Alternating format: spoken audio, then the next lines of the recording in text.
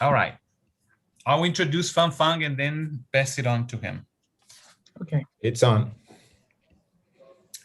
Okay, bom dia, good morning, good afternoon, good evening to our special guest, Fang in China. It's almost at 7 p.m. there.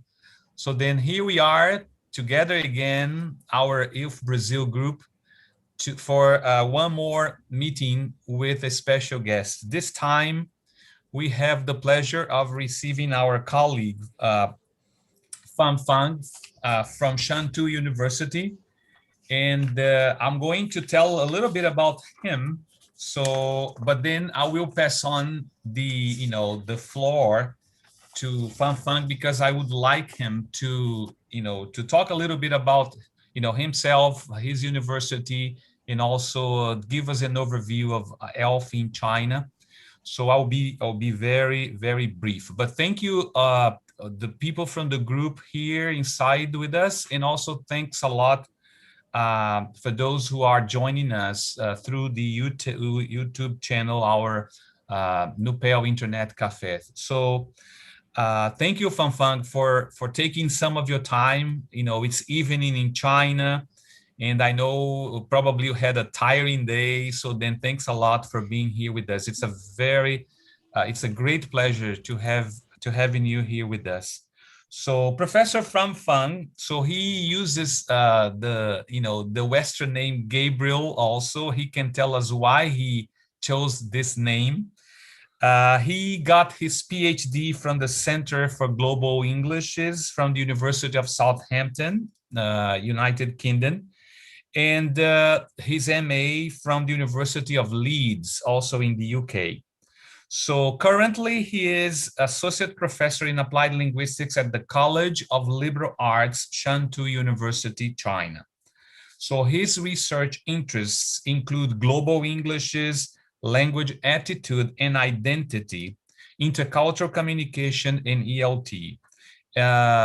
I knew Fang a lot from his writing. He has published extensively in different journals, so including English Today, Language Teaching Research System, the Journal of Asian TEFL, the Asian Journal of Applied Linguistics, and also ELT Journal, which is actually the source of the text he sent us, and he's going to talk a little bit about it. It's called Developing Students' Awareness of Global Englishes, that was published in 2018. But we would love to hear from Fang not only about this topic, but also a little bit, as I said, an overview of his work in China, and also how the developments of ILF and also global English is in China. So Fang, thanks again for accepting this invitation. And I pass the floor to you. So welcome to our group. It's really a great pleasure having you here with us. Thank you, Fang. Okay. Thank you very much, Savio, for your introduction. And good morning, good afternoon, good evening for people who are joining this lecture within this group or on the YouTube channel. Thank you very much for your introduction. So I'll start with a very brief introduction of my university. I try to share my screen. As Savio just mentioned that people may not be familiar with my university, and like for me, this is my first time sharing my publication and my experience with the group in Brazil. So yeah, from the North Hemisphere to this South one. And this is my university. I'm sharing with the screen, and unfortunately, is the English version does not update very frequently. You'll see that Shantou University recently, the ranking, I think it's the Times ranking, is 169th, and if you go back to the well, the main web page, and unfortunately it's in Chinese, but if you're interested in, it's STU Shantou University .edu.cn. Okay, a brief. Sorry, why is my camera off? All right, so that is the graduation ceremony, and this is there's the ponds at my university, so you can see a bit of the scenery here, and this is the university logo. Am I right? I'm sharing the right place. Is that right? Mm-hmm. Mm-hmm. Okay, cool. And I am based in the College of Liberal Arts, so I'm sharing this my college webpage. It's not a big one. We've got about 20 faculty members, and the College of Liberal Arts has 3 majors at the moment. One is Chinese language and literature, and another is English language and literature. So I'm in the Department of English. It's called Foreign Languages and Literature. I'm in the Department of Foreign Languages and Literature. So we've got 2 languages. One is English, another is Spanish. So maybe in the future we have Portuguese, and we are expanding, and we are looking for people who are interested in the program. And we've got some other centers, such as Center for Religion Studies, Center for Women Studies, and Center for Global Studies, etc. Okay, and if you click me, yeah, that's very short introduction in Chinese and English, and this is the PDF of it's not my whole CV, but if people are interested in, this is a PDF, a short CV of some of my selected publications and some of the refereed journal article here. Mm-hmm. All right, I'm sharing my screen. I'm sharing a PowerPoint now. Yes. Okay, thank you. Okay. So I'll be talking about English as a lingua franca a bit. I guess that most of the people here in this room, at least, are familiar with the term, but I'll just introduce very briefly from the first stage to the third stage, and I'll be proposing ILF 4.0 a bit. Yeah, with some cases, some studies on English in China, but based on because of time limitation, I'm not going to expand my talk, but I'll be sharing some studies with you, my studies and some other colleagues' studies when people investigate ILF, the situation of ILF in China. I was doing a Google search just today, this afternoon, while you just, okay, earlier today, this afternoon, my time, on Google. And in fact, I didn't find many studies on ILF in China. I typed English as a lingua franca, China, Chinese, and to be honest, I do not find a lot of studies on Google, but I'm sharing with you. So I think ILF in China is an interesting topic which needs further study and further expansion.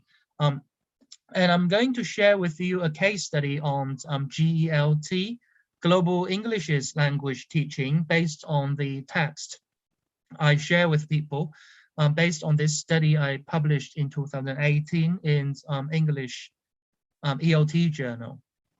Okay. And I'll be discussing a bit on the pedagogic implications at the end. Okay. So I don't know if I will repeat again, so you see the definition of ILF. This is a very popular one by Seidelhofer, that ELF is used to refer to any use of English among speakers of different first languages for whom English is the communicative medium of choice and often the only option. But again, it goes a bit problematic.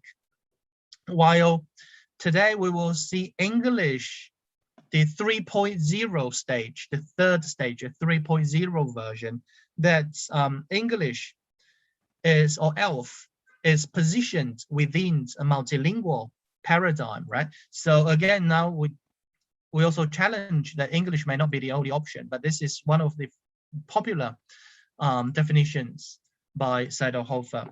While Jenkins also proposed that ELF legitimates its users of the expanding circle and is in tune with the plurilinguistic nature of the world English's paradigm. But again, we need to know that ELF does not exclude native speakers, but native speakers of English cannot pass judgments on the use of English from an ELF perspective. And in terms of teaching, I use Grado's explanation that ELF focuses on pragmatic strategies. I think this is something that teachers, language educators should pass on this idea to develop students, again, pragmatic strategies of communication, especially the intercultural communication. And the target model is from a very traditional native, speaker model or standard English model to a fluent bilingual or multilingual speaker retaining a national identity in terms of accents and with special skills required to negotiate understanding with people from different lingual cultures. It's more important compared to a monolingual native standard, which is, again, very difficult to be achieved. Well, from the first stage of ELF, I put ELF 1.0, is from Jenkins, 2000, where she published the book called The Phonology of English as an International Language, while ELF did not exist at that stage. So Jenkins also proposed the lingua franca core. So that was the first stage, from World Englishes to ELF. Legitimizing World English's variety. So at that stage, ELF scholars or pre-ELF scholars were looking at if English as a lingua franca should be regarded or be codified as a variety, as a global international variety of English. Okay, with the main focus on pronunciation, lexical grammar. So people or pre-ELF scholars tried to codify an ELF variety, the phonological and morphosyntactic features of ELF. Okay, but and the lingua franca core, right? And later, yeah. So that was some of the lexical grammar features developed from the World English's paradigm. So the uncountable nouns were used in a countable way, and the generalization of words, communication, communicate, examination, and people create, the creativity of ELF, communication in corpus. Okay, I think those are found in the voice corpus and other corpus, the corpora. The assessment, increasement. So yeah, improvement, approve, etc. So I'll skip this bit. So pre-ELF scholars tried to codify features of lexical grammar features of ELF, but later the scholars found that it's quite impossible. It's very difficult to codify an ELF variety because ELF is so dynamic. It's so fluid. So people started to focus on communication strategies of ELF, such as accommodation skills, people's negotiation of meaning, with the research focus on the processes underlying ELF speakers' variable use of forms, and that the concepts of communities of practice. Okay, and people realize, yeah, that ELF should not be regarded as a bounded variety, but as English that transcend boundaries, and that is therefore beyond description. While more recently, I think it's the second decade of the millennium, the third phase of ELF. So while Jenkins proposed that ELF should be positioned in the paradigm of multilingualism, while that we will see that English may not be the only option for people's communication. So English is one of the options from this the multilingual paradigm. So EMF, English as a multilingual franca, was proposed. And there's a new demographic trend while multilingual speakers use language or languages or even beyond language to communicate in various settings. So that's the multilingual turn in applied linguistics. And also people recognize the complexity and superdiversity of language content. So people proposed some new terms such as translanguaging, translingual practice, etc. So while Jenkins positioned English within the multilingual paradigm, so English as a multilingual franca, while a bit of the update from Seidel-Hofer's definition, so multilingual communication in which English is available as a contact language of choice, but is not necessarily chosen. So that is an update from the first or even the earlier stage, the earlier phases of ELF. Okay, so I just put this model, maybe not exactly true. Yeah, so multilingualism is positioned from a broader perspective, while English is a lingua franca within the multilingual paradigm. So English within the paradigm of multilingualism, that's why we've got EMF, English as a multilingual franca. Okay, so based on my research and my understanding, I propose ELF 4.0. Probably that's based on my understanding. Okay, so bear with me if it's not correct and it's just something. So I just realized a more recent trend for ELF people and for people who are researching translanguaging or multimodality, because if you see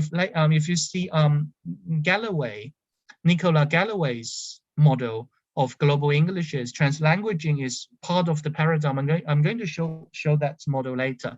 So I position ELF 4.0 that ELF from a multimodal and translanguaging perspective. So again, people mention about the complexity of ELF, but why makes ELF complicated? Because people simply do not use named languages. We don't say, okay, we use a certain language to communicate. We've got a lot of, like, I'm doing a Zoom webinar now. People may not be able to see my gestures, but sometimes I still use gestures. People see me on the screen. I show my eye contact. I use my voice. I control my voice, etc. So we are doing the multimodal, okay, the communication through a multimodal perspective. And people are doing translanguaging, again, consciously or intentionally, unintentionally. We are using some sort of, language or something, but this is we are experiencing very complicated, cognitive, psychological experience and how we process language, because we are all multilingual speakers. When you see, it seems that I'm using English to give a lecture, but my mindset, I'm processing this with other various resources, various languages. And when people are listening to a lecture, maybe we're processing language, taking notes, maybe in various languages, models, pictures, images, etc. So actually, this is we're doing the translanguaging practice as well. And ELF, again, is positioned in a critical pedagogy education. We say like, because ELF was critiqued by not adopting a critical perspective. Okay, I also read some publications that ELF is just a phenomenon. It's nothing about a theory. But here, people are incorporating ELF from a critical applied linguistics perspective with Pennycook's new book, just published, I think, this month, Critical Applied Linguistics, and ELF in critical pedagogy education. So we are working a paper together with Savio, with Alessia, so this will be published hopefully. And people are also proposing complexity in ELF. We know Professor Larson Freeman also the complexity theory in second language acquisition. So people also adopt this theory to understand ELF communication, and also in academic writing, in corpora, etc. And when we talk about a translanguaging or multimodal perspective, so ELF is also experiencing, in terms of intercultural and even beyond intercultural communication, the transcultural communication and intercultural citizenship education, transcultural communication perspective. I published some papers from intercultural citizenship education with Will Baker, and Baker and Ishikawa just published a book with Routledge very recently, I think last month, on the topic of transcultural communication from an ELF perspective. So I just proposed ELF 4.0, that if people are more interested in ELF studies, we can consider all these perspectives from a sociolinguistic perspective, applied linguistic, or even second language acquisition perspective. Even the traditional second language acquisition perspective will need to see how people, ELF scholars or global English scholars, incorporates these various perspectives, multimodality, translanguaging perspectives, to challenge the traditional, language learning and language acquisition from a linguistic perspective. Again, we need to go beyond the linguistic level to see the social level, the psychological level, etc., from a more critical, applied linguistic perspective. Okay, so ELF in China, I was a bit disappointed when I searched Google Scholar just this afternoon. To be honest, I didn't find many studies. And again, ironically, when I type English as a lingua franca, China, the first two studies jumped from Google Scholar was my own work. So I think it's quite ironic. Anyway, so I think this is a good area for people to study further. Based on my teaching and researching experience, I think from a theoretical level, the notion of ELF, or English as a global language, is quite well known at tertiary level. Many teachers heard of this, ELF, English as a lingua franca, global Englishes, but not at secondary, elementary level. This is understandable. But the practical level, I think there is a huge challenge if we want to implement or incorporate some ELF elements in teaching. Of course, we don't say we teach ELF as a thing. We don't do this. But how do we have ELF aware or ELF oriented language teaching? How do we pass along the notion of ELF to students, telling them, okay, we've got not only Anglophone English, you are not going to communicate in English to native speakers of English with native speakers of English, because in the future you will come across people who have different first languages, who share different, but students, many of them want to pass English, they still see, okay, I want to pass IELTS, I want to pass the certificate. So the notion of ELF is still struggling to find a position, even in tertiary education, because of, I would say, language policy and traditional assessment models, the modes, especially standardized international assessment. Because I think for me, students want to pass English exams, achieve a high score, or they want to pass English exams to study abroad. Okay, so from these standard international English tests, still, I would say, although some changes are being there, still very much native oriented. So some bottom-up practices are important.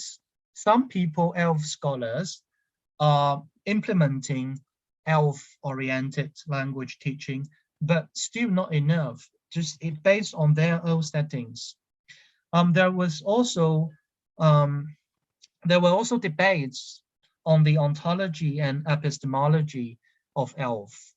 Okay, several years ago. I think now people are still arguing, debating whether ELF is a variety of English, etc., etc. Okay, for people who are not really familiar with the updated ELF studies, and people are debating with me, for example, that how can I abandon native English? How can I abandon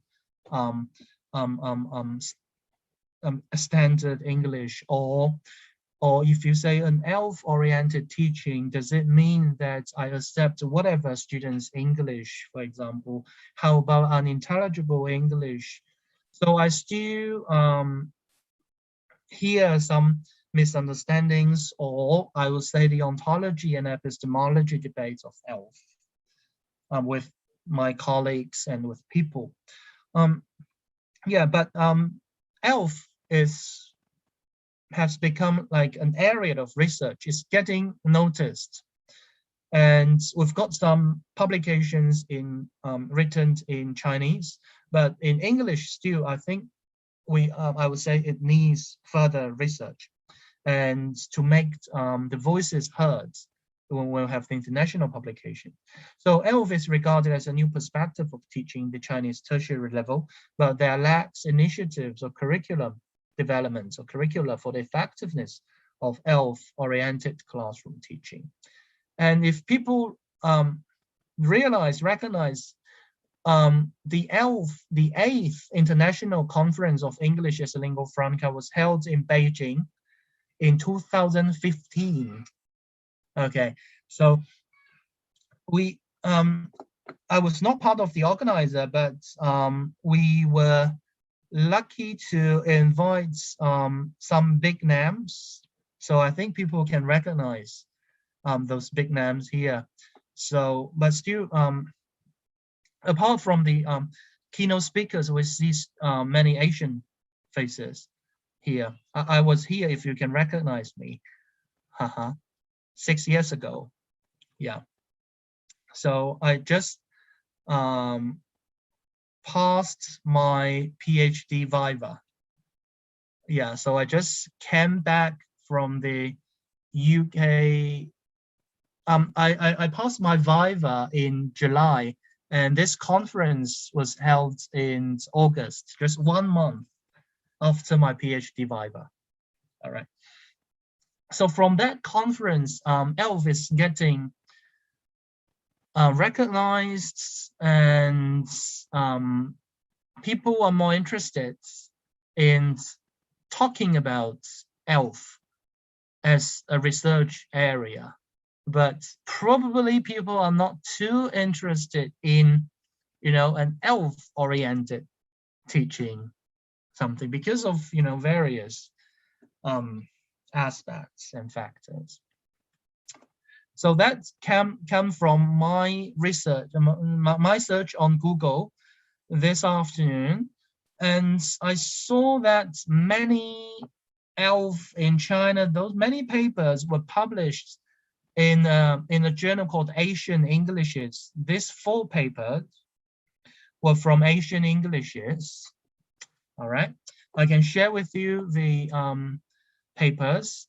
And Ying Wang is now also based at the University of Southampton, published some papers on ELF, Chinese speakers, the ideologies of English. So, okay. So again, this one, I published this paper in English Today. Is still, if you search the most read paper, this is now number 2. I'm very happy. So the publisher, Cambridge, this one is still open access. Yeah, from the publisher, because it's one of the top read papers. So World English is, or English as a lingua franca. So this paper, I drew on some debates.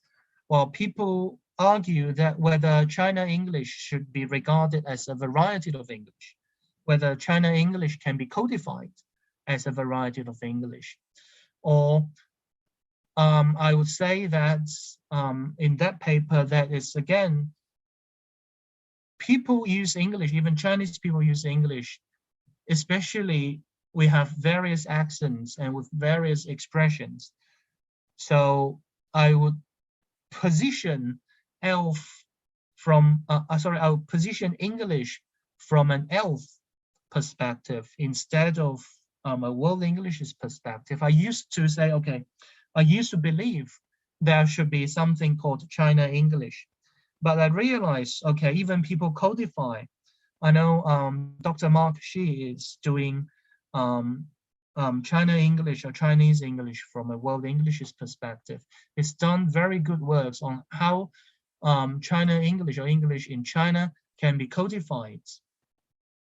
But still, it's very complicated that especially English is not used within the society from a World English's paradigm. So China is still an expanding circle country. So if people are interested in this is now still open access. And I published another paper as one of the special issues papers on Asian English. I was talking about the ideology and identity debate of English in China. Yeah, I can share with you this one as well. So I talk about the developments of English in China from a bit of the historical perspective for the past and present. In particular, I talked about the different ideologies where people believe whether English is a danger, for example, to the Chinese identity, because there is a debate if English is a killer language or if English is something harmful for Chinese cultural identity. So I also discussed some issues on this one. So that was published in Asian Englishes. Again, it's not my focus, but I'm very happy. I'm happy to share this paper with you. Okay, so from a World English's perspective, more recently, and I think Professor Jennifer Jenkins also updated the bit from the traditional World Englishes, English as a lingua franca, to a global English's perspective. To some extent, it's more inclusive, okay, because people, like many people, still get confused about World English is a lingua franca or something, or English is an international language, because there are too many terms. I really hate those concepts, not me, but people just say, okay, that's too complicated for me to understand. So global English is, I don't know, maybe again, it's very complicated. It has been used, but it's only a single term. Of course, it's complicated itself. It's a more inclusive one, okay, covering, for example, World Englishes, English as a lingua franca, and English as an international language. So the scope of global Englishes extends the lens of World Englishes, ELF, and English as an international language. And in particular, focuses on some of the peripheral issues. For example, English and globalization, linguistic imperialism, language policy, etc. Okay, so I just mentioned about translanguaging, but this is from Galloway's model, but I'm not quite sure if I 100% agree with this categorization that we have World Englishes, ELF and EIL, and whether translanguaging should be positioned within the global Englishes paradigm. I don't know. For scholars who are researching translanguaging, they might not agree with this categorization because people will say translanguaging should also stand on its own. Well, ELF scholars will also say traditionally that ELF should also stand on its own. But it's very complicated. While I agree with this idea that translanguaging emphasizes increasing linguistic hybridity in dynamic language context and plurilingual situations. So people need to update knowledge whether we are still talking about named languages in terms of intercultural communication, right? Whether we use a certain language when communicate with people. Okay, so translanguaging, this concept, this notion goes beyond, okay, named language when people communicate with each other, in particular multilingual speakers. So why World Englishes? Because of the global spread of English, the current linguistic landscape of English, it's not basically the science, but this about the overall, the general, the use of English. And also non-native speakers have outnumbered native speakers of English. So we will recognize that we don't merely use English to communicate with native speakers, while in more circumstances, we are using English in a more complicated way, in a more emergent situation. So people use English in both academic and non-academic settings with people from various lingual cultures. While I like the idea, I don't know, like World English is also challenges the inferiority complex. While I put the Chinese here, I don't know whether I'm using translanguaging as well. So Jenkins also proposed the inferiority complex, especially for non-native speakers of English. Okay, and it goes back to the English Today debate by Catrell and Quirks, if people are familiar with that one. That what type of English should be taught, or what type of English should be learned? Okay, can non-native speaking English teachers be capable or qualified language teachers? Because of the inferiority complex, there is a hierarchy, there is still invisible privilege and marginalization. Yeah, there is another edited volume on the privilege and marginalization of native, non-native speakers of English. Although we don't really see this dichotomy legitimate, we don't really put this dichotomy of native, non-native, right? And it also goes the whiteness in ELT. Yeah, scholars are talking about the whiteness in ELT. It goes to this poster. I took this picture myself. Don't worry if you don't recognize Chinese. It says faster master pure English. Okay, if I make it this master pure English faster. Okay, this is from a company. I took this picture myself. I think it's about 10 years ago, at a tube, an underground in a city in my province in Shenzhen, right? So you can see this picture. I always love this. When I took this picture, I didn't realize a lot. I just found that interesting, but now I realize, okay, I used this one to ask my students to analyze this picture from a discourse analysis perspective, from a critical discourse analysis perspective. We see language as a symbolic power from these advertisements? Right, it's very interesting. We see one issue I asked my students to analyze this advertisement from a gender perspective. Okay, and also we can see the white, looks like white Caucasian and, you know, male, middle class, and the Asian female, and look at the clothes as well. One is formally dressed, another is quite casually dressed, and also they tied together the right hand, the left hand, etc., etc. Okay, now I thought, oh, while language as a symbolic power is so well represented in our daily life, so when I read Professor Claire Crams's book published last year, Language as Symbolic Power, right? Okay, it reminds me of this picture, of this advertisement, and many other cases. The textbooks used, okay, the illustrations, pictures, advertisements.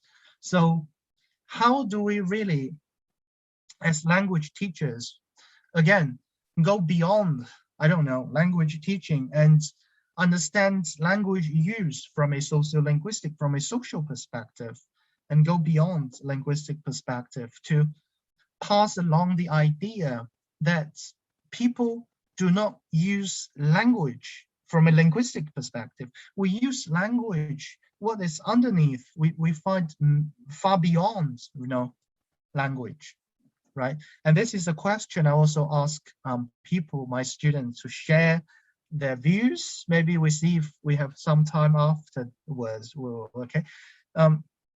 Do non-native speakers of English suffer from an inferiority complex over their use of English? Should they do so? Why or why not?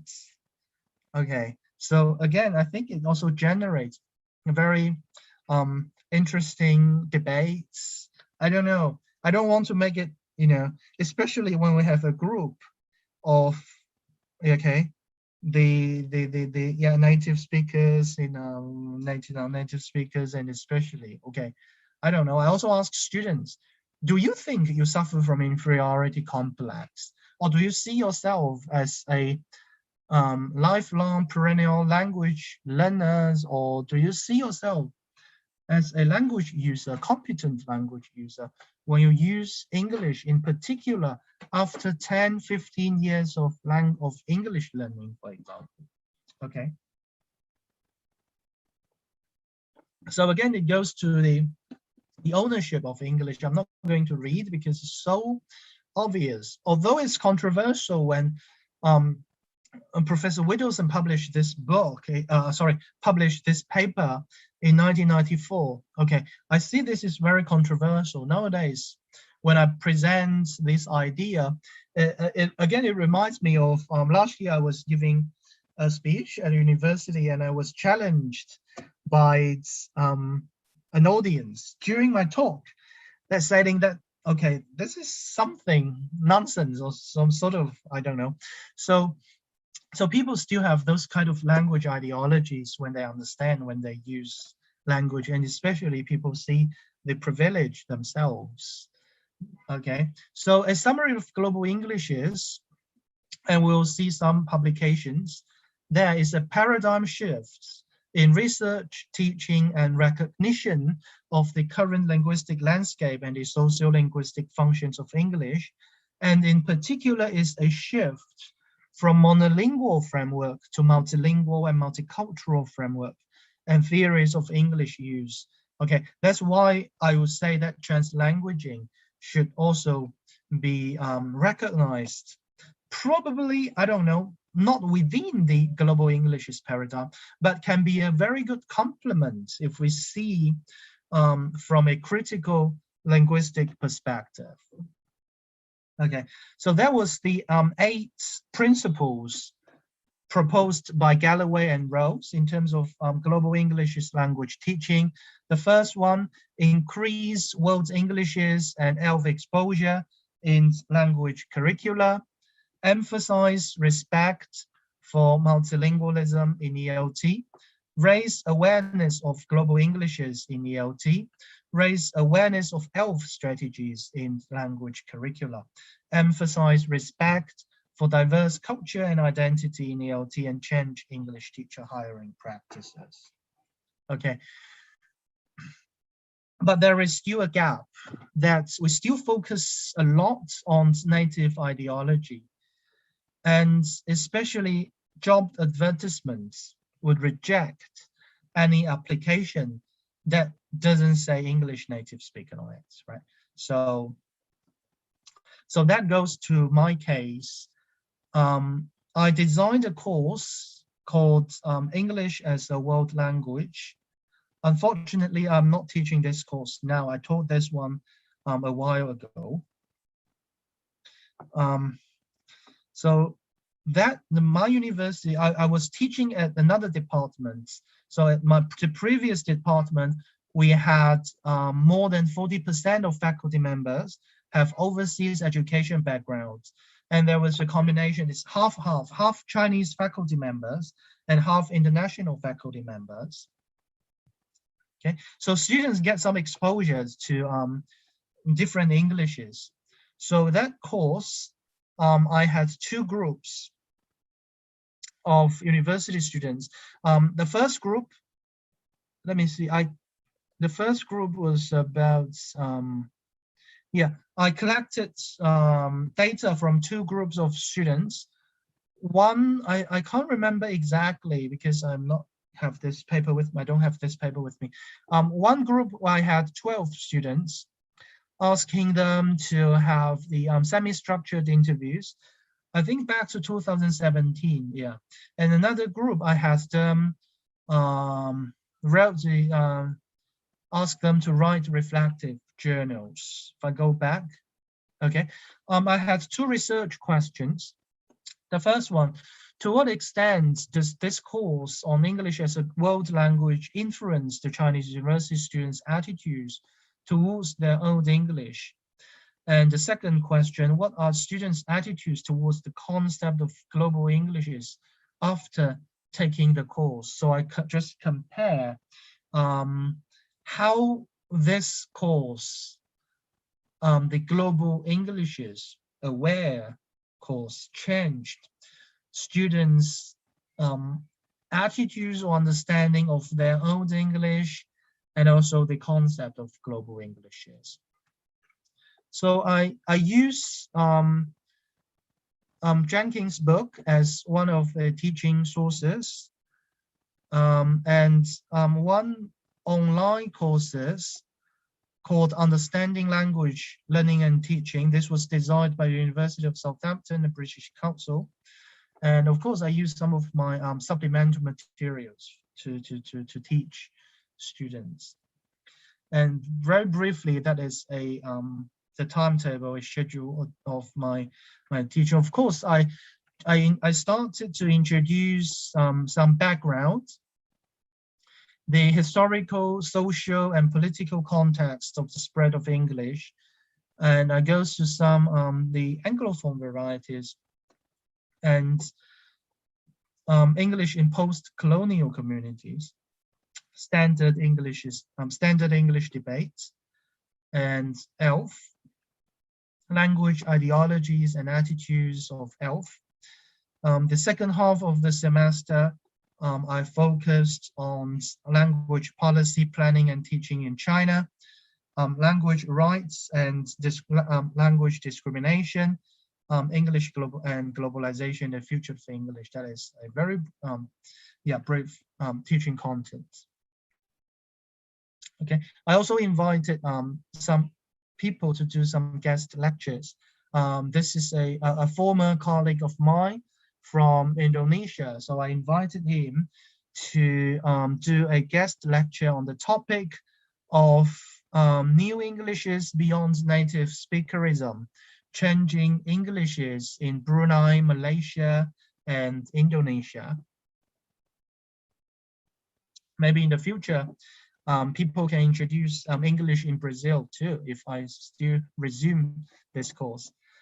Okay, some data I also presented in that paper, so I'm not going to read everything.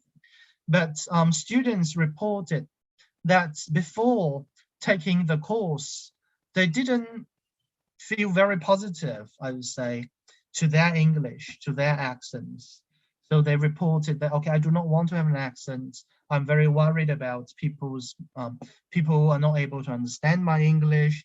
I seldom use English to start a conversation. And students were told to imitate Anglophone English accents by their teachers, in particular, American and British English. And they were afraid of grammatical mistakes and dare not express themselves.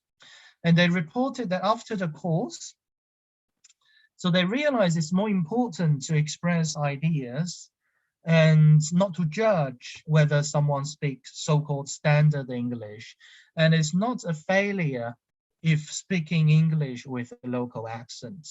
But some students, of course, they still cannot get rid of this idea of so-called standard accents. But at least this student felt more relieved after the course. I still admire, the students still admire people who can speak beautiful British American accents, but I felt okay about my own accents.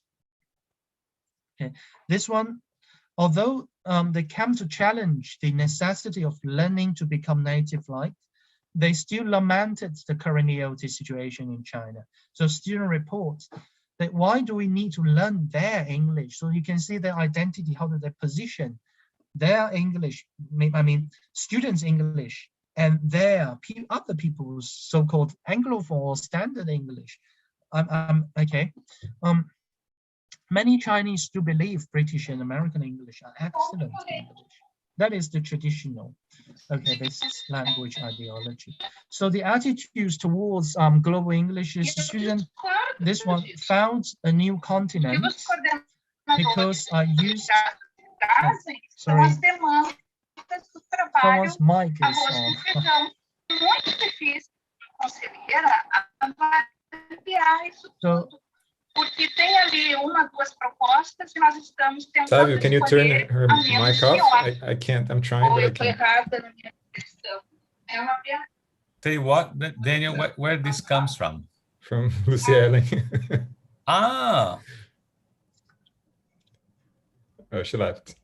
Okay, sure, no problem. So, okay, so that Go ahead, student. Fang, sorry. Okay, yeah, sure, no problem. Okay, so student also reported, I found a new continent because I used to see only one side, yeah, focus on raising awareness of global Englishes and English functions for various purposes. Linguistic awareness, respect other people's English, and students also realize in their journals, right? The notion of native speakerism was a problematic concept that needs to be rethought, reevaluated, and reconceptualized. So apart from British American English, I should raise the awareness and understand English of other countries. Okay. So okay, this student also, that native speakerism was problematic. So I think it's very powerful as well. Okay. So overall, the students gained a more pluricentric perspective, raised their awareness of global Englishes, and challenged some deep-rooted concepts of traditional ELT. So in that paper, we also proposed some pedagogical implications. The first one, traditional ELT practices based on native standard should be re-envisaged. We don't say it should be abandoned, all right? Because it's not really realistic to abandon native standard or native English, but to re-envisage or to contextualize based on the various needs from students and learning and teaching goals. Okay. Second, it's necessary for teachers to develop a global Englishes-oriented approach, and in turn, raise learners' awareness of the diversity of English and accommodation skills when using English. I mean, fixed paper-based exam should also, this type of assessment should also be again, I don't say abandoned, but to revisit it, if it's whether this is the appropriate, the best model. But it goes to teachers' initiative. Sometimes it's very difficult for teachers to do so if they don't have power, if they don't have initiative. And more curriculums emphasizing global Englishes in ELT should be designed, especially at tertiary level. So not only in a Chinese context, but also in more contexts, not in Asia, but goes beyond to European contexts, American context, South American context. We see some bottom-up voices. ILF scholars, global English scholars are doing some changes, pedagogical reforms, but still more studies are needed and more research in various contexts should be conducted. So some food for thoughts. Again, global Englishes or ILF does not promote non-standard English or anything goes. It does not abandon accuracy, but views mutual intelligibility through meaning negotiation as a priority for communication. We see this from an emergent situation, okay? Not to assume that communication is happening in a vacuum, for example. So we see this in a more fluid, dynamic perspective. And it does not mean that, okay, such ideology is imposed or should be imposed to all English language learners. I would say that ILF or global Englishes should also be regarded as a choice or an option to prepare for people's future needs. Again, if a student want to stick to native standard because he or she has a very fixed goal. For example, I want to live in that certain context. I only need to communicate with native speaker, with this group of people in a very fixed way or something. We don't impose this model, this ideology or this notion to people. I would say it's more a complement to traditional ELT pedagogies.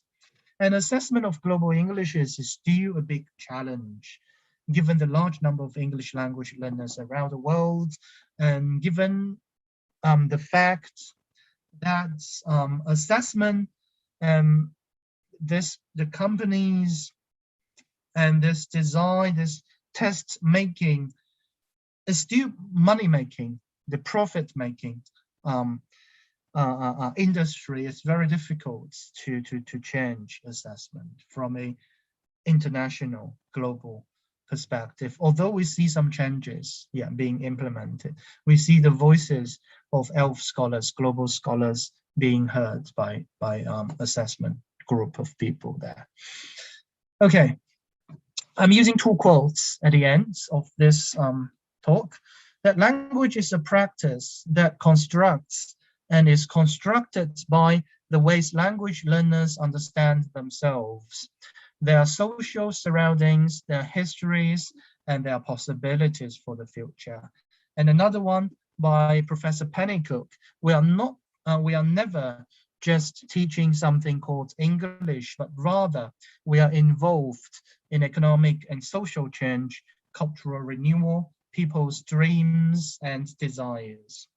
So this full paper I just presented can be found at the ELT Journal, volume 72, issue 4. And I can share this paper with you after this talk. And again, if you are interested, this is another edited volume, me and Dr. Widodo. So you just saw his picture. I just invited, he's an Indonesian person. I invited him to give a lecture, to give some guest lectures. So you just saw his picture. So we co-edited this volume, Critical Perspectives on Global Englishes in Asia, Language Policy, Curriculum, Pedagogy, and Assessment, published by Multilingual Matters. So if you're interested in, you can read some chapters. But still, in the future, we really look forward to have people from a wider contexts. So just now, Savio mentioned about that people in Brazil, maybe in other contexts, are not really familiar with ELF in China. I think it's vice versa, because we really want to have more people, ELF scholars, researching ELF in various settings. For example, in Latin American settings, in Brazil, in other settings, to share their research, yeah, with people in Asia too. So I think this is a very good opportunity for me to share some of my works with people, and I really look forward to your feedback and your comments, and we have some exchange after this talk. Thank you very much. I'm stopping my screen sharing. Thank you, Fang. That was really a wonderful overview, not only of what the paper, but also the reality in terms of research in China. I think everybody got very interested in the.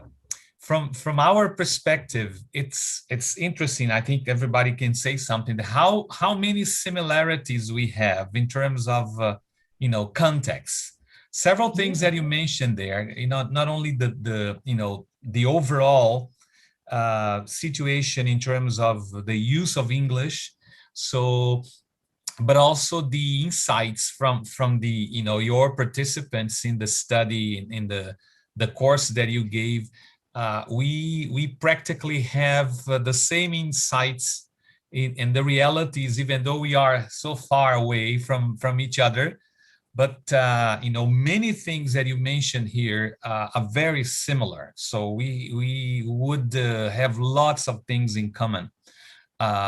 So thank you very much for this great presentation. I think it gave us an idea of the work conducted in China. So then from what you tell us, so there's still a lot to be done there. And I think as you mentioned, the ELF 8 there was a great start, I would say, because even though we didn't have many people from other places, but then I think it was a good way to to start paying attention in the talking about ELF at different levels, especially at the practitioners level. This was very interesting. So I have just two things to ask you, and then I'll pass on to our colleagues in the group, and then also we'll take comments and questions from the channel. So one thing that I'd like, and I was curious about, is when you mentioned you mentioned Chinese English, but you didn't mention Chinglish. Okay. So then I would like you to, because for example, we do have this not only related to China, but to places, for example, from a world English perspective. So we have been hearing, of course, there is Singlish. But even though Singapore is a little different because the language is there, then we have Japlish and other terms. So I'd like you to talk a little bit more about this. I understand when you say that we cannot say it's possible to codify a China English, but we see this terminology also changing. So we have Chinglish. Chinglish is something very popular on the internet, at least. Right. We have China English, Chinese English. So what are the differences if they exist? And the second question that I'd like to pose to you is, I do understand, the whole idea of global English is, then you call it paradigm, that would encompass world English is ELF, in English as an international language. And I do agree with you when you mentioned that translanguaging in that outline proposed by Galloway is very problematic, because I think translanguaging really goes beyond that. So I don't know if it would there would be a place specifically placed for translanguaging, because translanguaging purposes the three of them. But anyway, so if you take this as global English is as a paradigm, what would you call world English is ELF and English as an international language? What would they be? Just fields, sub paradigms? So because I would like to hear you on this. Okay. Thank you, Savio, for your questions. So I think I also saw from the chat box, this is also another question from another colleague. Chinglish is very interesting. Yeah, my master thesis was about Chinglish idioms. We had, for example, good study, day up. People would call this Chinglish. It means study hard and make progress every day. And we have people mountains, people sea. It means, yeah, many people swarm together, something like this. So I don't know, like when we talk about Chinglish or Singlish, because English used in Singapore is quite different compared to English used in China, right? People talk about Chinglish, it goes with a derogatory meaning, because people say, you say broken English, you say Chinglish is unintelligible English. Bad English, so, bad English, right? So I remembered when I studied Chinglish idiom, I submitted this paper to English Today, and I was asked to change this title from Chinglish to the original title was a study of 4 Chinglish idioms. So I was asked to change the title from a study of 4 Chinese English idioms instead of using Chinglish. So it seems that Chinglish has a derogatory meaning, a negative meaning. Yeah. So I don't know. People would exclude, when people codified English, a traditional term is called China English. So people will say China English is English used with Chinese characteristics, but it's grammatically acceptable, it's understandable. Yeah, such as, for example, like 4 modernizations. Yeah, that's with Chinese cultures embedded, but still it's intelligible, understandable. While some scholars, like Mark Shi I just mentioned, prefers to use Chinese English instead of China English. So some scholars equalize Chinese English to Chinglish. They say both of the terms have derogatory meaning. And very few scholars, one, I don't know, like Mark, refers to Chinese English as same as China English.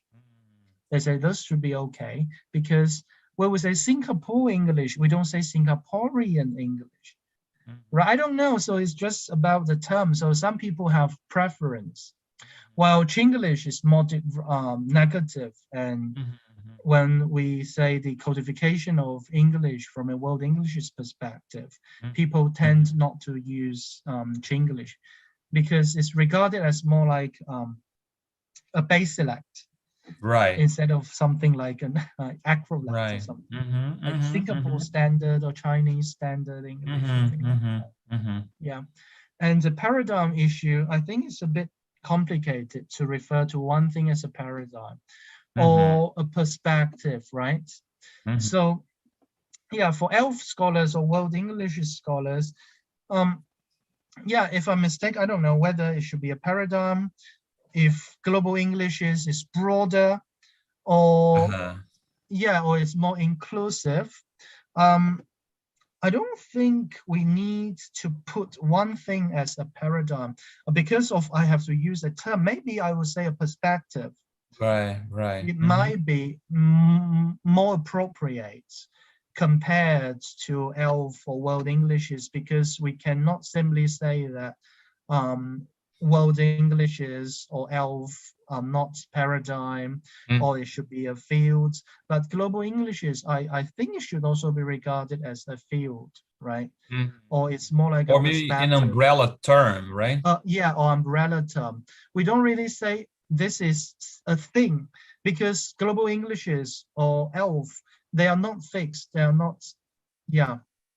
Yeah, because many of the characteristics that, you know, that Galloway list is there and then that you shared with us. So they basically, they are, I don't think any of the other, let's say, perspectives, let's use this term, would disagree with. So they're very similar, right? Exactly. Yeah, but I don't know, that model might have been updated. I don't know. There's always a bit problematic if we want to visualize something like the world's Englishes, the concentric model. Again, it's quite problematic when people want to visualize. Because it's so dynamic, it's so fluid. That is, you know, very difficult to. Right. It's even when the three concentric circles. So since the beginning, they've been debated, right? Yeah, exactly. Yeah. Well, thank you, Fang. So then, Daniel. So we'll take questions now from the group, and then from maybe one from the group and one from the group outside. Yeah, or maybe we can just discuss, make it as like more like an open forum for people to share ideas. Okay, the first question is from Brisa. Hi, thank you again, Fang, for sharing with us. First of all, I'd like to thank you for like the good perspective, like the continue you showed us about the evolution of ELF.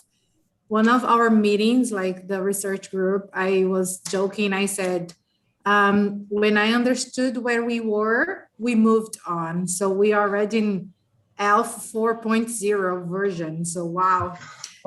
But you drew us a very good like evolution of this philosophy, let's say like this, or way of thinking. So I think I landed on translanguaging. Like I've been studying this, like not only with the research group, but also like I can see that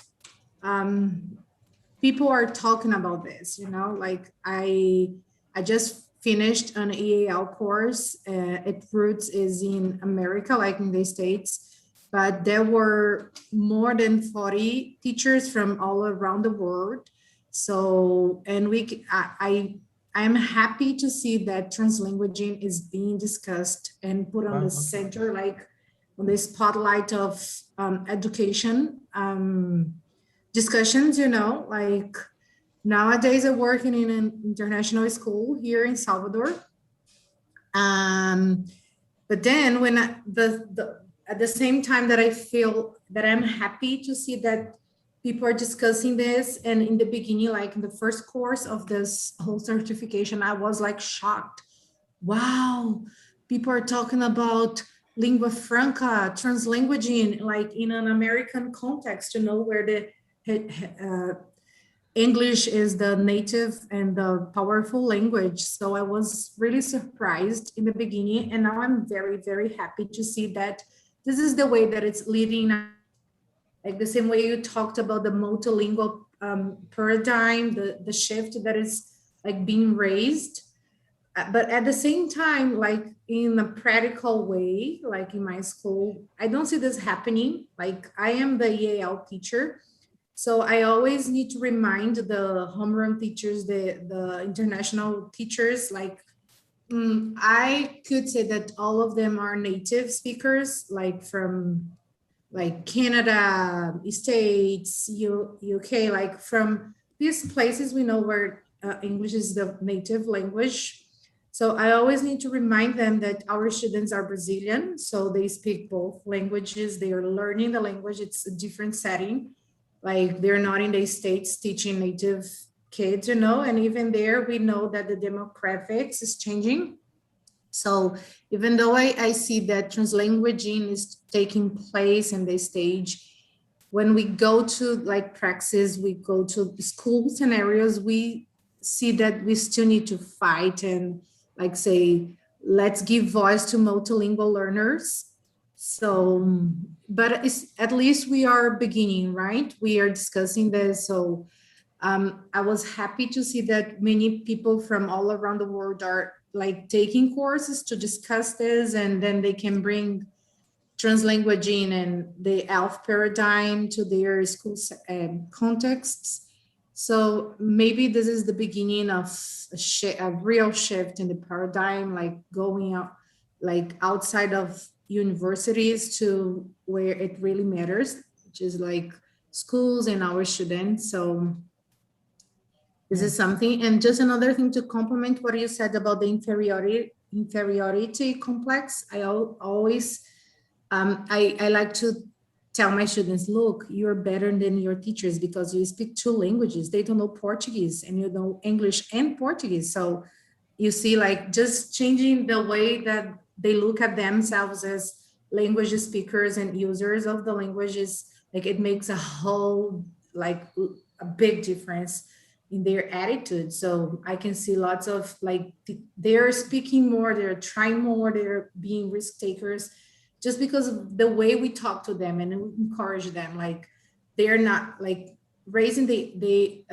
showing them that they are their asset based. It's like not the deafs to one, like they don't know English very well as they should, but like they know 2 languages and they can communicate. So it is helping. Yeah, exactly. Thank you for your comments. I think as teachers, we also try to see if ELF could be implemented at an earlier stage, and also the effectiveness and how much people, as teachers, were implementing ELF compared to students' learning needs and learning goals. And the idea of encouraging students from an ELF perspective that they are multilingual speakers and language, their first language, or the language they learn, the first language should also be regarded as their the sources instead of hindrance, right? I think it also, this is an identity shift for students' learning journey. They'll see they are making progress using various sources, not really linguistic one, but various sources to manipulate, to use a language, yeah, for different goals and for different purposes. I think we are making something. Yeah, things are changing. Yeah. Okay, now Priscilla would like to comment or ask something. Yes. Hello. First, thank you, Fang, for the talk. It was really nice. And actually, I have a comment first. Is that I really liked that you brought a little of everything, so we could have like a full perspective, a full view of everything. So it was really good to see a little of everything there from the umbrella of global Englishes. So that was really good. And also, I have a question. I know it's a really difficult question, and usually people don't have an answer for that, but I like asking anyway. I know that a global English perspective, framework, or whatever we say, an ELF-aware perspective in teaching is not something to be imposed. But here in Brazil, we do have ELF in our educational policy. Somehow it's there. So if it's there in an educational policy, I understand that it should be in curriculum design frameworks or even in assessment design somehow. How could we have like ELF for global Englishes in assessment and curriculum if it's nothing to be imposed? Like global English is not to be imposed, but we do need it to be everywhere in educational in the educational system in Brazil. It's something that I don't see another way as like I can see it as a framework. Like if you build a framework so people can start constructing something that is ELF aware or global Englishes. I don't know. I don't even know how to ask you that, because it's something that doesn't match. If it's not to be imposed, why is it in educational policy, and how can we put it in curriculum and assessment? Okay, I wanted thank to you. hear from you. Yeah, thank you for this question. It's a really good question, and I agree it's very difficult to answer. I think as people, how much do everyone follow? Does everyone follow like the policy written in the documents, right? So I think if every policy, I don't know, we don't exactly follow the guidance strictly, as we don't simply we don't go beyond, we don't break the rule, of course, but for policy I think there is also leeway, something, some space for people to adjust. And yeah, for even for native, for traditional policies that we, and again, many universities, we don't have a written policy. I don't know, in many contexts we have an imaginary language policy, but we don't have the written language policy telling people that you have to follow. People just assume, for teachers, they assume that they have to teach in a certain way on their comfort zone.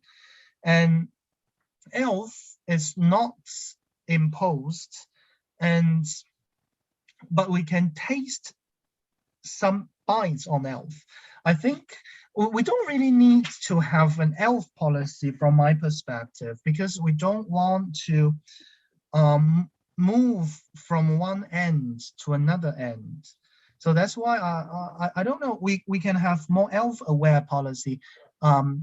If you have written policy, maybe I would add something that's for different needs, for different goals, or for different assessment models, people can, or this university or this class can try that way, to complement something. And instead of one type of written paper-based test, maybe students can be assessed from other means. For example, they can be given a situation where they can have the dialogue in a more natural way, or they can do a presentation based on their research or something. So it can be some modes of assessment instead of one fixed model. So ILF, no matter whether it's imposed or not, I hope it's not, is that in terms of policy assessments, like for me, I don't go from one end to another. Hopefully I see some complements, some elements of ILF that people can start to taste some bites of ILF and see if they really like it, if they really accept it, step by step. Yeah, based on students' needs and goals, step by step. So I think actually that was, I'm so sorry, I just want to interrupt you here, because you said something that really got me. I will write it down, actually. That is that ILF is not going from one point to another. You're not moving in a like straight direction. So that doesn't make much sense to have it like in a policy. And right. like having it in curriculum and assessment as going from one point to another in a straight line. And would you say that then ILF awareness in general would be like within teacher education, and each teacher could apply some ILF perspective? It can be like a macro policy. Like how do you think this could Priscilla, work? if you allow me to complement, so then Fang can have a better idea, maybe what you're trying to cover. Fang, we have in 2017, it was published here what we call the Brazilian national curriculum, and when it came to foreign languages, so English was basically imposed as the only mandatory language for foreign language teaching. And the concept, the theoretical concept that was, that became part of the policy, that's what Priscilla is trying to say, was ILF. And then we are struggling here with the ILF concept, supporting the theoretical background, and how to, to implement local curricula, taking ELF as the starting point, because it is part of the official national curriculum. So then that's when she meant, for example, impose. It is actually, it's not imposed, but it's part of the national policy, which is the basis of the national curriculum. So then that's what, just to give you a better comprehension of the context. Because Thank you, course, Savio. I was struggling trying to summarize everything, but I was struggling. Yeah, and of course we have, I think Nikos, with his studies together with Yasemin Bayurt, we have been discussing this whole idea of ELF with EFL, not ELF against EFL, right? So as you say, not going from one extreme to the other, because it wouldn't make sense if we are talking about a perspective or whatever we call it, that goes for, as you mentioned there, hybridity, and also in a political perspective, emancipation, autonomy, to replace one paradigm with another one, or one model with another one. That wouldn't make sense. So, but my question is in the context of some professionals that are selling up. How can I say? They are not selling but they are trying to come up with like a framework that will save the day, and it's ELF and global. I don't even know how they do that, but they let's teach ELF, let's teach English as a lingua franca, and there are people trying to find this framework. I don't know, this miracle formula. Yes, and my question is in the way of, is that possible? If it's nothing to be imposed, are we going to see a framework that works one day? Thank you. And I didn't even realize that ELF is written in such policy there. So wow, and people start to sell something on teaching ELF. So I think it's moving too forward, I would say, or in that sense. So I think that's very interesting to see English, if English is the only foreign language that is imposed. So it goes to the study of EMI, English as a medium instruction.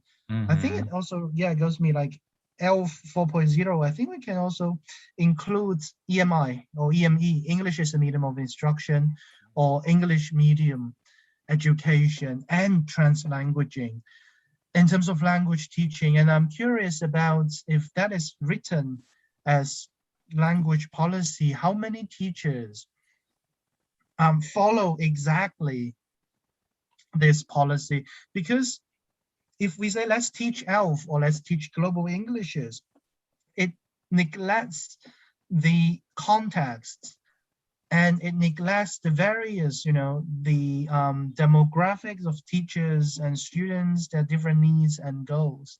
So for me, I am against the idea of teaching EFL or teaching ELF, something like this, without considering the students or teachers' profile, their teaching, their learning needs and goals. Again, this is one end to another, right? Yeah, I think it's very important to have dialogues. I think the critical pedagogy proposed by Professor Kumaravadevalu also talks about the post methods, practicality, particularity, something. Possibility. Possibility, right? To thank you, to have conversations and to create teacher-student conversation in terms of learning and in terms of teaching. I think there is no one policy that fits all. And it's very difficult. Even we are talking about the importance of ELF, we don't want to make it as ELF policy that fits every teaching context. And it reminds me of ELF and in EMI, that's another research area in terms of language policy and the use of there's always mismatch of language, policy, and practice, and very interesting. Thank you for the question. Thank you for the answer. I don't know if I answered the question, hopefully. It's fine because I don't think there's like one answer to one question that is very complex, but Yeah. I always ask that to people, like, how can you match this this points to make something work in Brazil, because we are living in a context that we are trying to make a policy work. But I also see a lot of people trying to get advantage using ILF as a main word, you know? Mhm. So it just wanted Magic, to get Priscilla, another like opinion. magic. That's why right? we don't Magic. patronize people, right? Even Yeah. when we talk about ELF or EFL, we don't really Yeah. privilege patronize people. Mhm. Now, Arnon. Hello, good morning, Professor Fang and everybody here. Thank you for your great presentation now. And I'm going to put something in terms of English teaching. That, as we know, English teaching has followed the linguistic procedures. And so native speakers have been the model. In terms of pronunciation, for example, the practices always follow some strategies like repetition, listening, listening pronunciation, and the like. And so my question is, how can we, what kind of strategy can we have to substitute these procedures in terms of pronunciation learning? Okay. Thank you, Professor Arnon, for this question. I think I published another paper in English is in Practice talking about the issue that the traditional ways of teaching pronunciation is based on the drilling from a native oriented model, and students are taught pronunciation without a context. So they were told, okay, repeat this word again, and how do you pronounce this sound again, without a context, without seeing how language is produced by people. So they might pronounce that sound, but in real communication, in real context, the phonology in people's communication is far complicated compared to, how to pronounce a sound. How do you pronounce a word? So in that sense, I would say that communication strategy, accommodation skills, etc., could supplement. So I remember there is a pronunciation teaching course at my university. The first half, students were trained like from a drilling perspective, although I don't really like this idea. But the second half, students were asked to give a presentation based on a certain topic, and the teacher will the teacher will comment on the intelligibility, on the content, on intonation, etc., like language flow. And students were given tasks that how do they communicate to fulfill a task and reach an agreement, something like this. So for me, I think it's more important if students produce the language in a more natural setting and to see how they really communicate. How do they develop some communication strategies? And one thing I would say that pronunciation teaching should also, if it's possible, can be ideally go beyond classroom.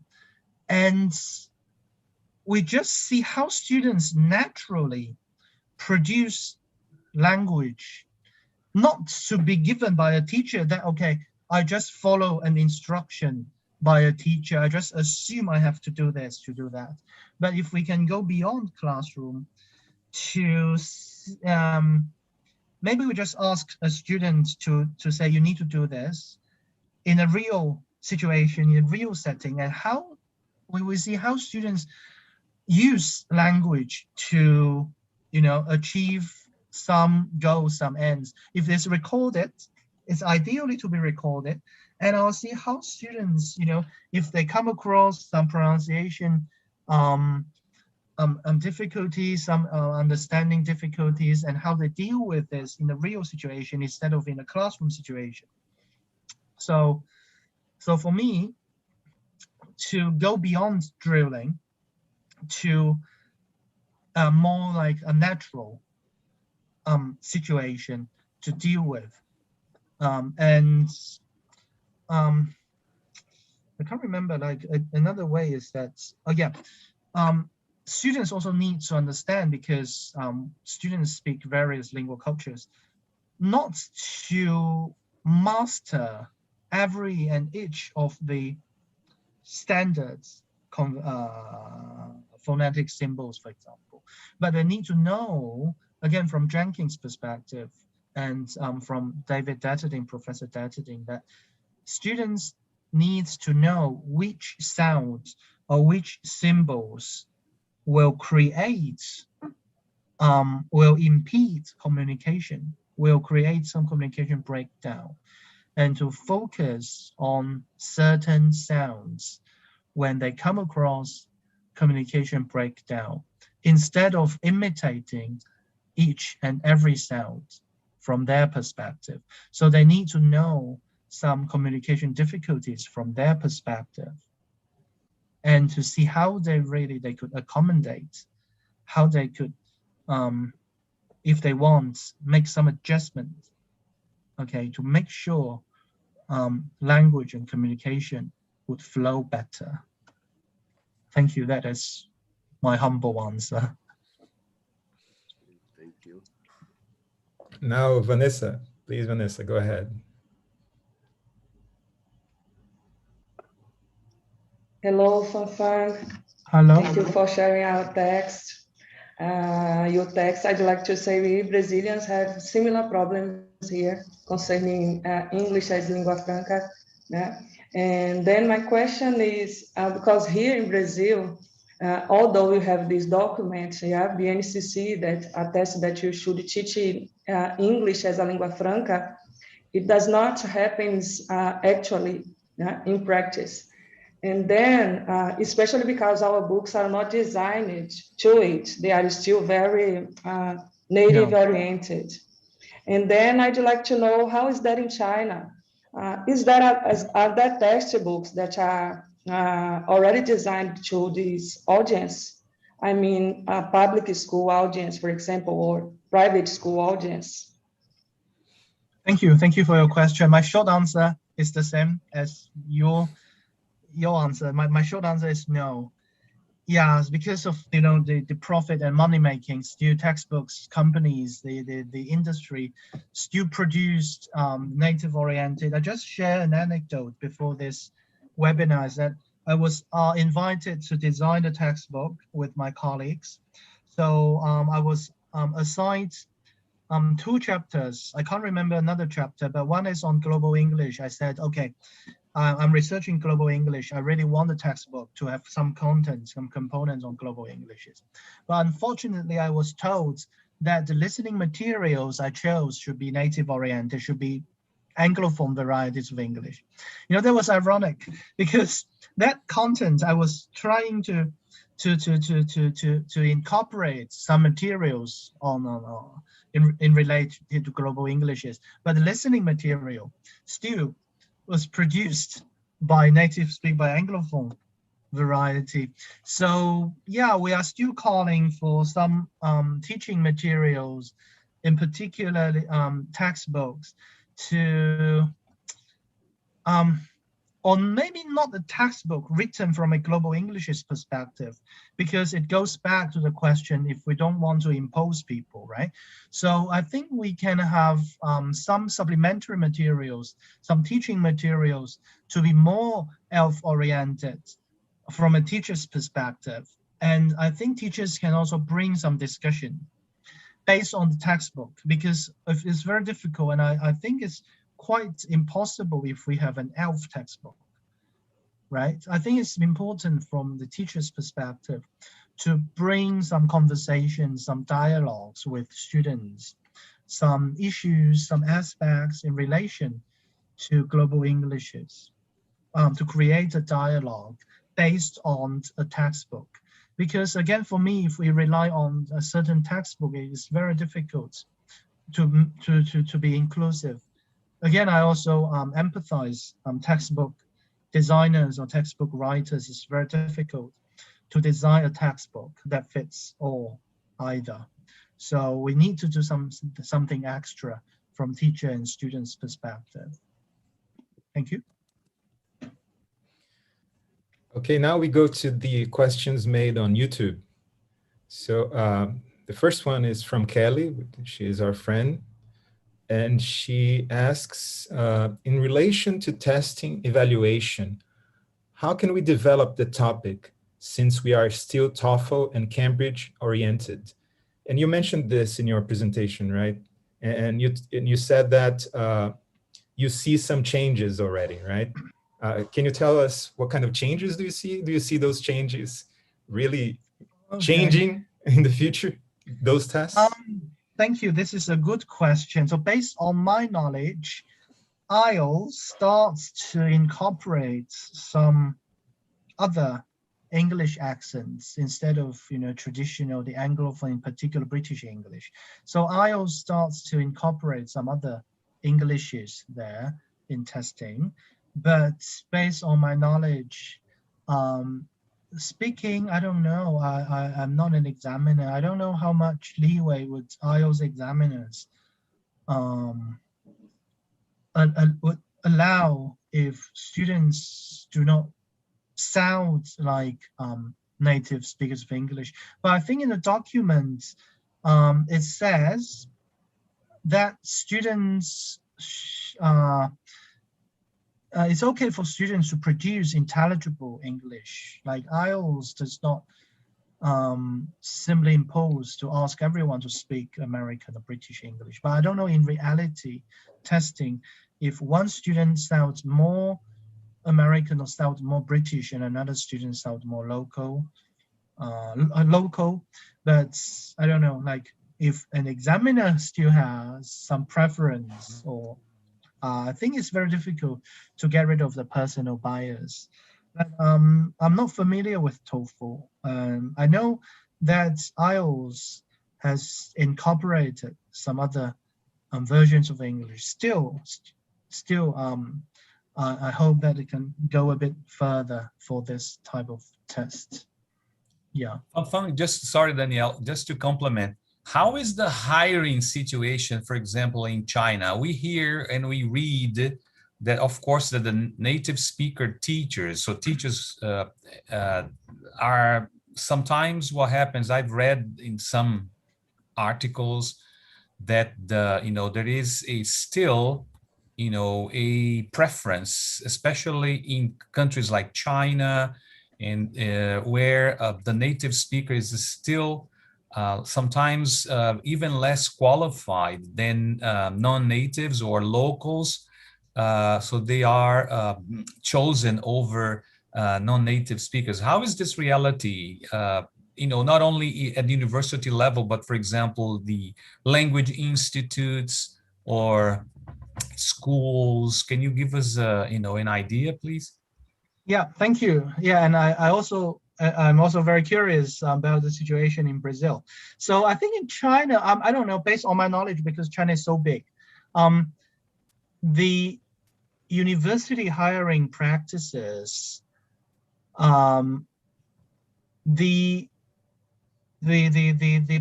managers or the university principals or the head of departments focuses more on quality and their research, their teaching capabilities instead of their passports. Mhm. So I think in university level, the hiring practices are changing, and the hiring practices do not simply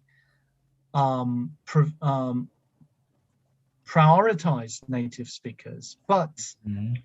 we still see many job advertisements in language institutes saying that native only.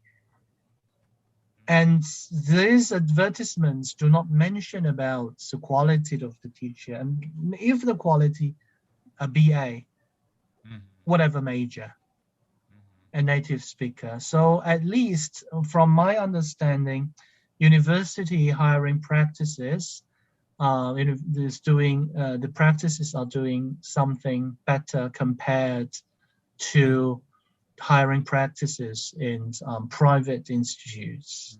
How about in Brazil? Well, similarly, because here we have some different characteristics. For example, for the university, public universities, you have to go through an examining board.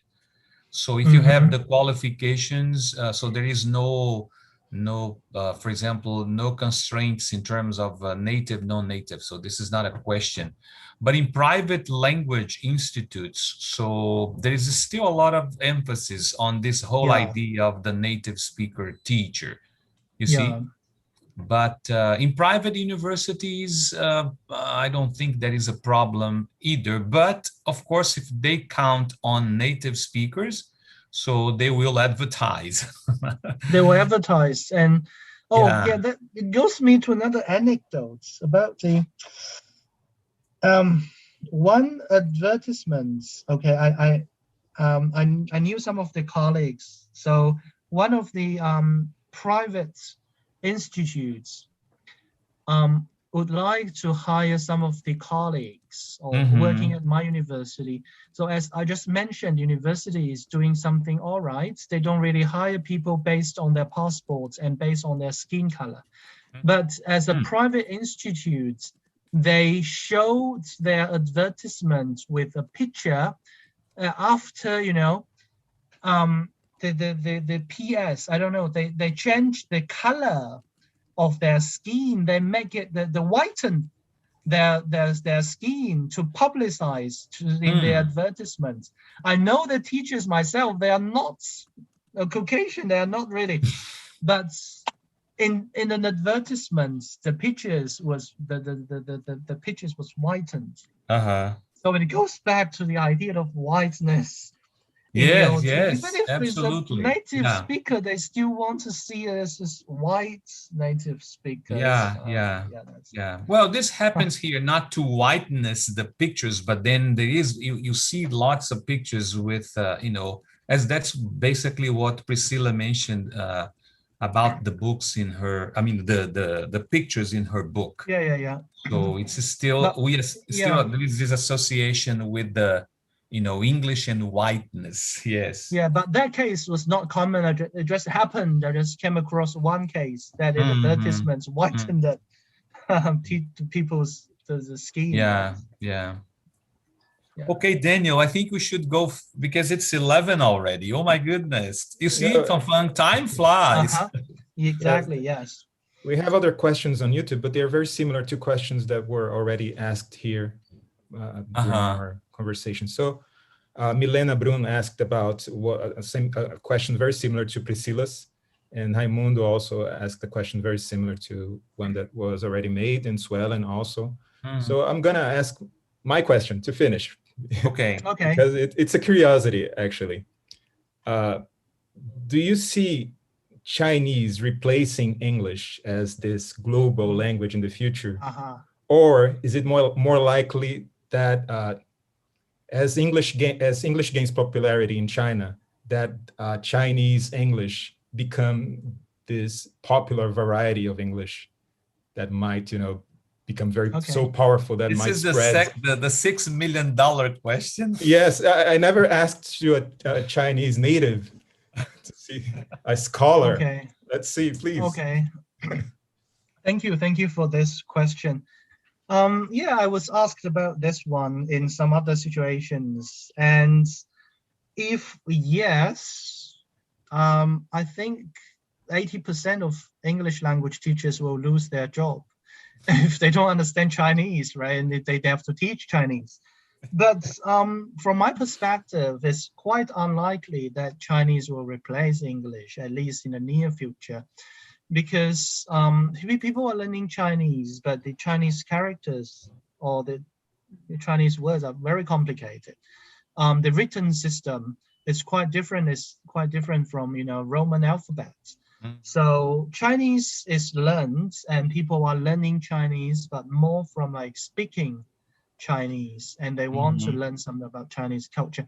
But it's quite difficult, at least in the near future, for Chinese to replace English. And I think it goes to, I don't know, the economics and the power issue that English is still needed. And if we look at international publications, more than 90% of international journals and papers were published in English instead of Chinese. So it's in the near future, I'm not foreseeing that Chinese will replace English. I think English is still using as a lingua franca, but more languages will, I don't know, I can't use the word competes, but more languages will be,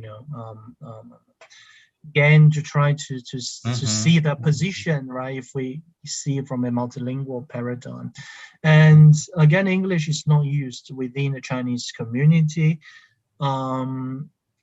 Chinese English or China English, like from my perspective, is quite unlikely to develop as a variety. So in that paper, World Englishes or English as a lingua franca perspective, I used to believe the China English is a variety, but now I'm not really optimistic that China English will be developing a variety, a codified variety of World Englishes, because it's so fluid. Because in China, we've got so many languages, dialects, and people from north, south, west, east speak different accents.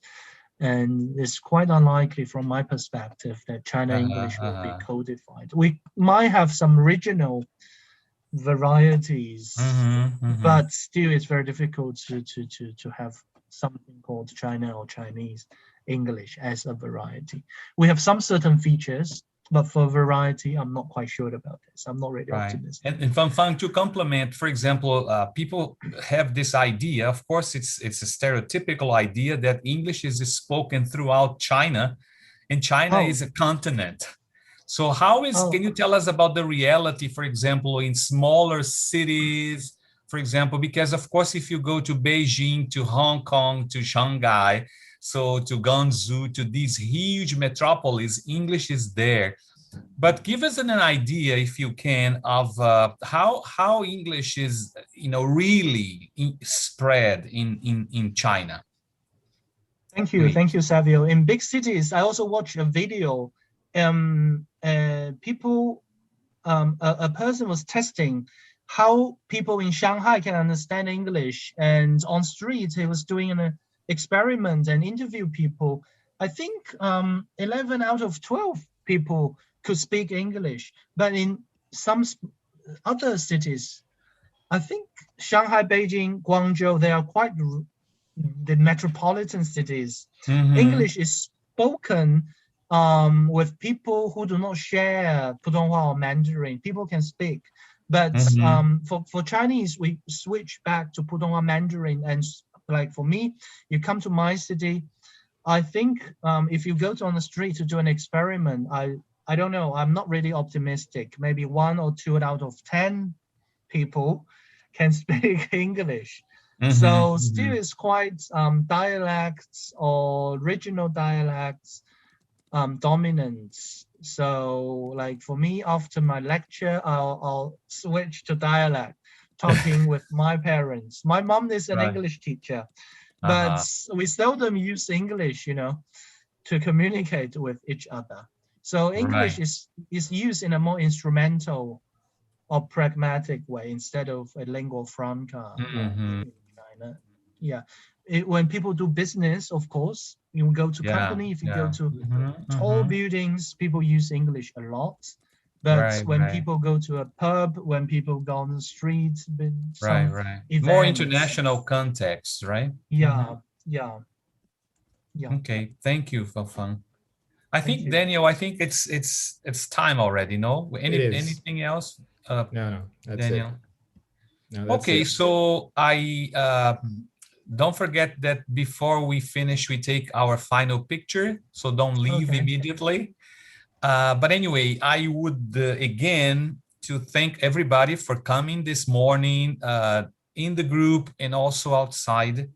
And of course, I would like again to give a big thank you to Fang for taking 2 hours of his time to be here with us and give us this wonderful presentation and responding all our questions. I think this should be, Fang, as I always say, the beginning of a great relationship, because the more we exchange ideas and knowledge, the better.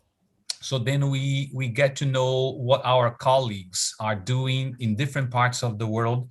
And from your presentation, we could see how rich, even though you mentioned that you didn't see we didn't find a lot of studies, but there are lots of publications, in Asia about English, global Englishes, ELF, English as an international language. So then I took notes of several of the references that you mentioned, and I would like to have a look at that, because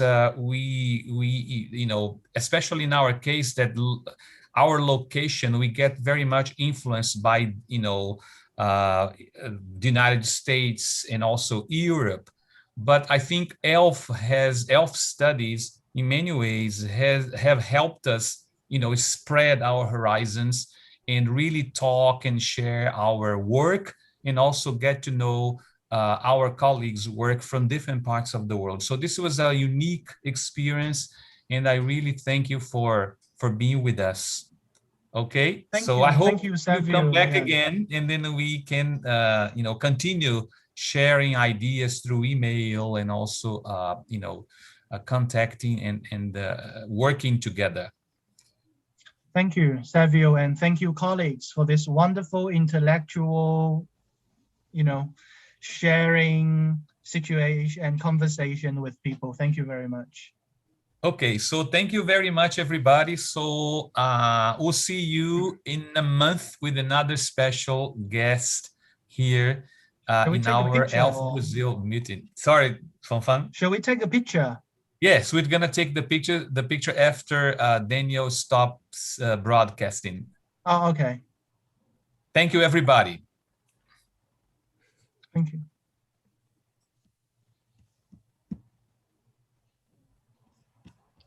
Okay.